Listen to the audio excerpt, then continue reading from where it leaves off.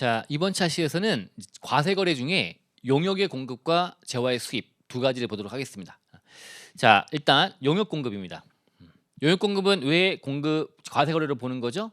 전 단계 세액공제법이기 때문에 그렇다 아실 거고요.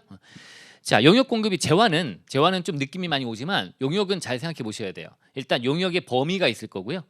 용역이란 거 범위도 이제 물어봤더니 잘 못 쓰시더라고요. 자, 용역은 이렇게 잡으세요. 자, 인적 용역, 몸으로 때우는 서비스 같은 거예요. 영무를 제공하는 거죠. 인적 용역. 그다음에 재화 시설물 이런 것도 사용하게 하는 거예요. 재화를 쓰게 하는 거죠. 임대 같은 거죠.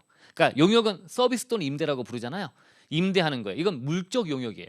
인적 몸으로 때우는 인적 용역과 이제 재화 등으로 하는 물적 용역이 있다. 빌려주는 거 이렇게 보시면 되고 거기다가 법조문의 표현은 권리의 대여라는 거를 별도로 또 언급하고 있습니다. 이 세 가지 인적 용역, 물적 용역, 권리의 대여 이렇게 세 가지를 용역이라고 보시면 되고요. 이러한 용역도 역시 이제 공급으로 본다라고 할 때 이제 용역 공급.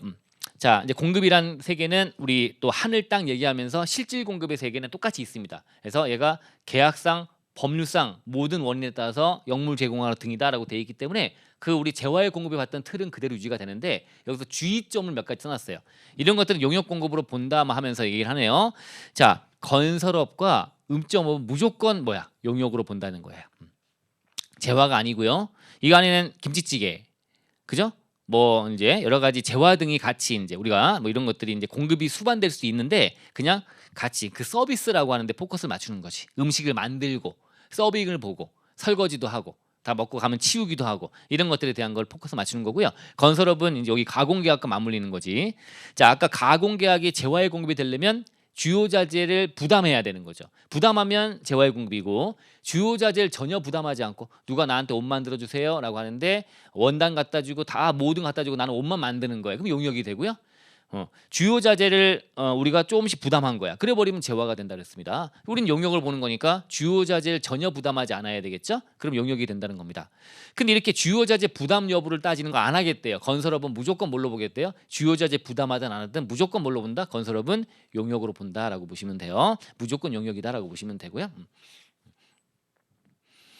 자, 노하우 같은 거 제공하는 것도 포함시키네요. 그렇구나라고 해서 보시면 되고요. 이제 부동산 업에 대한 거는 이것만 갖고도 좀 중요합니다. 부동산 관련된 건 매매업이 있고 임대업이 있어요. 부동산 매매업은 당연히 뭘로 보겠어요? 재화의 공급을 보겠죠. 매매, 부동산을 파는 거니까. 이제 부동산 임대해주면 용역으로 본다라고 하는 용역. 이게 구분하는데 임대업 안에서 예외. 얘는 용역 공급 자체로 보지 않는데요. 두 개 무조건 외워라. 딴 쪽에 써먹습니다. 딴 쪽에서 또 같이 정리가 돼요. 뒤쪽에서. 자, 외워야죠. 부동산 임대업은 원래 용역 공급으로 과세가 되는 게 맞지만 전, 답, 과수원, 목장용지, 임야, 염전임대 이런 것들은 제외한다라고 되어 있습니다. 다 농업관계에 쓰이는 거죠.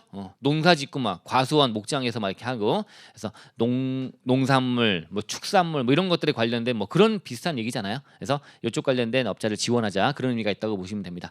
그 다음에 공익 목적, 공익사업 관련된 지역권, 지상권 설정돼요. 지역권, 지상권 설정돼요. 라고 하는 게 우리 보통 소득세 쪽에서 이게 사업소득인지 기타 소득인지를 구분하고 하는 과정이 중요할 텐데 여기서는 이제 공익사업 관련된 설정 대여니까 공익사업을 하는 상대방에게 공급하는 거잖아요. 공익사업 하는 자들은 다 국가 등이잖아요. 일반적으로 실익이 없다는 느낌을 가지시면 돼요. 그래서 아예 공급을 안 본다 해봤자 국가 안에서 받아서 국가에 내는 꼴이 되는 거니까 이렇게 보시는 거고요. 이렇게 보시면 된다. 비사업자의 어떤 거래를 본다 그런 느낌도 좀 같고요. 여러 가지 의미가 있는데 어쨌든 아니다라고 아시면 돼요. 요 틀 잡아놓으세요. 부동산 업에 관련된 취급, 매매업은 재화의 공급, 임대업은 용역. 다만 부동산 임대는 용역이 맞지만 두 개는 빠지고요. 여기에 플러스 알파를 얹어서 이제 면세되는 것도 있지. 주택의 부수토지 임대. 그런 걸로 해서 부동산 쪽 관련된 걸 같이 정리하는 거 뒤에 나오니까 그때 좀 가져가서 요거 외워놓은 거 활용하시면 됩니다. 그 다음에 권리를 판대요.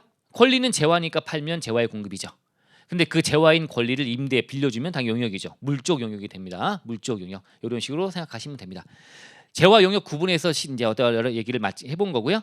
자, 여기서 또 다시 용역 공급이 아닌 것이라고 되어 있네요. 이때 조출료와 최선료는 당연히 여러분들 뭐 기본 개념으로 방향 얘기를 하시면 되는 거죠. 조출료와 최선료가 있는데 요게 우리 이제 여기 넘어가긴 좀 그러니까 197페이지 쓸세 가 보시면 거기 왼쪽에 그림이 있습니다. 조출료 최선료. 요 그림을 좀 활용하시면서 이제 보시면 되고요. 자, 여기 있으니까 체크하세요. 활용해 보시면 되는데, 자, 우리 용역 안에서 이제 조치율 최선료, 우리가 항상 이제 뭔가 뭐 예를 들면 하역회사와 선주 한번 해볼까요? 하역회사와 선주, 배주인 둘 간에는 공급자가 하역회사입니다. 하역회사 선주한테 하역 용역을 제공하고요. 용역을 제공합니다. 용역을 제공하고 이렇게 받아냅니다. 선주한테 대가를 받습니다. 자, 하역회사와 선주 간에, 근데 이 선주 입장에서는 항만 사용료라는 부담이 꽤 크기 때문에 하역회사가 빨리빨리 움직이면 좋겠어. 그래서 빨리 움직이면 조출료 줄게, 늦게 움직이면 채선료 받을 거야, 이렇게 돼 있단 말이에요. 조출료와 채선료가 이렇게 있는데, 이때 공급자가 하역회사니까 얘가 공급하고서 받아가는 이 대가 받는 방향과 같은 방향인 요놈만 과세된다. 조출료만, 이런 의미죠. 그래서 용역 대가와 반대인 경우는 과세하지 않는다. 받는 대가와 반대 방향인 채선료입니다. 이건 과세가 안 됩니다. 조출료만 과세. 즉 공급자가 받는 금액이 과세가 된다고 생각하시면 되는 거예요. 이렇게 관계 이해하시면 되고요. 근로 제공은 당연히 아니죠. 사업자 자체가 아니죠. 사업자의 정의에 우리 인적 독립성이라는 거 할 때 같이 봤죠. 그다음 입회금은 우리 계산 문제 풀거나 할 때 중요하죠. 입회금 뭔가 반환 조건이 있어 버리면, 그죠? 그러면 대가가 아닌 거죠. 테니스장이나 이런데 입회금을 받았다. 근데 일정 기간 지나면 반환해 준다. 그러면 공급하고 받는 대가가 아니잖아요. 과세가 안 되는 거고요. 반환하지 않는다면 그 입회금 자체가 사용료 개념이 되는 거지. 그때는 대가가 돼 버리니까 과세가 된다는 걸로 이렇게 아시면 됩니다. 입회금 용역 공급이 아닌 것 몇 가지 정리해 봤습니다. 자, 이제 4번. 자, 용역 공급의 특례인데요. 요거 두 가지 나눠 갖고 정리가 돼 있는데, 요 내용은 여러분들 잘 정리하세요. 잘 정리하세요. 자, 이미 알고 있는 거 하나가 밑에 동그라미 2번부터 먼저 보시면 용역의 무상 공급입니다. 원래 무상 공급은 땅의 세계라고 제가 계속 얘기합니다. 실질 공급, 대가성이 있으면 하늘이고, 땅 무상 공급, 재화의 무상 공급, 땅 과세 안 돼요. 다만 예외로 재화의 공급 의제가 있어서 너무나 중요하다. 용역도 무상 공급이면 땅의 세계니까 원래 과세 안 하는데, 얘도 안 하는데 용역에 공급 의제가 있느냐? 없죠. 용역은 공급 의제 없습니다. 재화만 있습니다. 그런데 딱 한 놈, 용역계 무상 공급은 원래 용역이라는 것 자체가 실체가 없기 때문에 파악이 안 되니까 무상 공급일 때는 과세 못한다 말아버렸던 거예요. 그렇지만 이제 파악이 될 수 있나 봐. 그래서 용역의 무상 공급, 땅의 세계인 용역 무상 공급, 원칙은 공급을 안 보는 게 맞지만 공급으로 본다는 게 있고요. 달달달 외워야 돼요. 특수환경인에게 사업용 부동산을 무상 임대했을 때, 이때는 포착이 될 수 있다고 봐서 과세하는데, 이렇게 하다 보니까 또 어떻게 보면 소비자에게 전가되면서 부담이 될까봐 예외로, 다시 여기서 예외죠. 단 해서 특수한 개인에게 사업용 부동산 무상 임대하면 과세가 된다. 다만 이때는 또 보지 않는다라고 되어 있습니다. 대학과 산업협력단, 그다음에 공부죠. 공공주택 사업자와 부동산 투자회사가 이렇게 돼 있죠. 요 사업자가 국가 등의 어떤 공공기관이 되는 거고요. 투자회사가 얘가 100% 출자해서 한다. 보통 보면 다 특수한 게 있습니다. 그럼 둘 간에 하는 거. 요게 이제 일반적으로 보면 우리 공공주택이라고 하는 게 서민들의 어떤 뭐 이런 자들의 어떤 공공 임대 같은 걸 하는 그런 주택인데, 요거에 대해서 공급으로 봐서 과세를 해버리면 결과적으로 소비자의 세부담이 증가하게 되는 거니까 서민들의 세부담이 증가가 돼버린다는 거야. 그래서 이거는 뺄게라고 돼 있어요. 공부하자라고 했잖아. 공부 앞잡다면 공부, 그죠? 그래서 이런 것들은 다시 보지 않는다라고 돼 있는 거. 요게 무상 공급의 세계로 기억하시면 되는 거고요. 용역의 무상 공급이에요. 요것만 딱. 그다음 용역도 무상 공급 말고 자가 공급이야. 내가 나한테. 요것도 있어요. 이건 원래 그냥 1차 공부할 때 보통 안 보는 것 내용이지만 2차 때는 세법학에서는 당연히 이것도 기술 범위에 넣어야 됩니다. 용역 공급에 대해서 무상과 자가공급을 설명을 할 수 있거든요. 그럼 자가공급은 역시 무상이야. 내가 나한테야. 원래 과세가 안 되는 게 맞는데 어떻게 알아요? 내가 나한테인데, 그죠? 내가 나한테, 내가 창출한, 내가 생산한, 내가 나의 용역을 나를 위해 소비하는 거예요. 나를 위해서. 근데 이게 과세가 될 수 있다는 거야. 규정은 있어요. 그래서 다른 사업자들과 형평을 침해하는 경우로서 대통령이 정하면 된다고 되는데 형이 정해진 바가 없다. 그래서 우리가 공부 안 하는 거지. 규정은 돼 있으니까 이 틀은 잡아 쓰는 거는 연습할 필요가 있어요. 아셨죠? 쪼개서 물을 수 있다. 용역의 무상 공급과 자가 공급 이렇게 잡아 놓으시면 되겠습니다.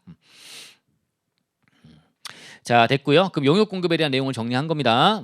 자, 그다음에 재화의 수입 볼까요? 재화의 수입.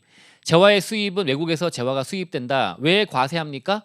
소비지국 과세 원칙 때문에 그런 거지. 소비지국 과세 원칙. 자, 그 외국에서 우리나라 수입돼 들어오는 거예요. 기본적으로 2번 외국으로부터 국내에 도착한 물품으로서 그죠? 이렇게 국경을 넘어 들어오는 거지. 이런 것들 수입 신고 수리되기 전에 것을 이제 수입 신고하고 들어오는 거지. 이제 이게 수입이다라고 보시면 됩니다. 그죠? 그리고 빈 배가 떠가지고 잡힌 거 갖고 들어온 것도 수입이다. 이건 1차 때 많이 얘기하는 거죠.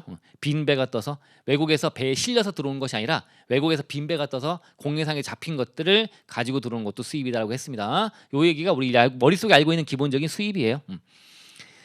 자, 그런데 이게 보세구역을 만약에 거치는 거는 보세구역 반입하는 거 당연하죠.